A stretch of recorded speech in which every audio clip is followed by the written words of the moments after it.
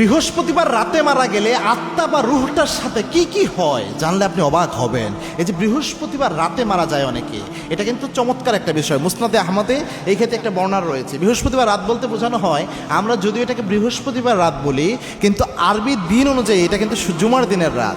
অর্থাৎ আরবি অনুযায়ী আপনার মাগরিবের পরেই দিন পরিবর্তন হয়ে যায়, কিন্তু আমরা রাত 12টার পরে দিন পরিবর্তন মনে করি, কিন্তু না, আপনার আরবি অনুযায়ী মাগরিবের পরে, অর্থাৎ মাগরিবের পরে বৃহস্পতিবার দিন শেষ হয়ে মাগরিবের পরে যে রাতটা, এটাকে আমরা যদিও বৃহস্পতিবার বলছি, এটা জুমার দিনের রাত। এদিন যদি মারা যায় একটা ফজিলত রয়েছে, এই রাতে বা দিনের বেলায় যদি মারা যায়, জুমার দিনের বেলা।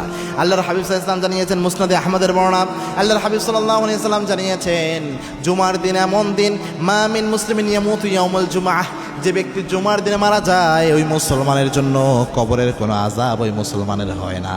এখন তার আত্মা বা রূহটার কি হয়? কবরের আযাব হয় না, এটা তো বুঝলাম। আত্মা বা রূহটার কি হয়? যদিও ব্যক্তির অন্তরে ঈমান থাকে, বেঈমান হলে আবার হবে না।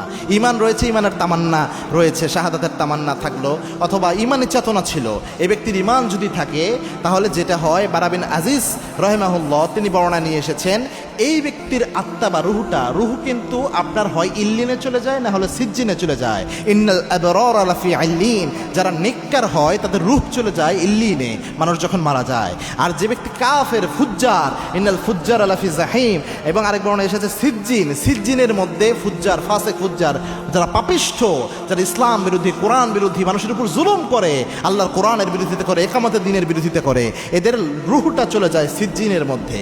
এই জন্যে বৃহস্পতিবার বা জুমার দিনের রাতে কোনো ব্যক্তি যদি মারা যায় আর তার অন্তর যদি ঈমান থাকে, এই ব্যক্তির রুহটা ফেরেশতারা নিয়ে ইল্লিনে পৌঁছায় দেয়।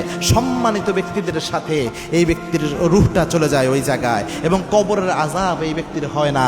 হতে পারে এই ঈমানই মৃত্যুর হালত যদি তার হয়, অন্তরে যদি ঈমান থাকে, এটার কারণে কবরের আযাব মাফ করে আল্লাহ ব্যক্তির জান্নাতি বানায় দিতে পারে।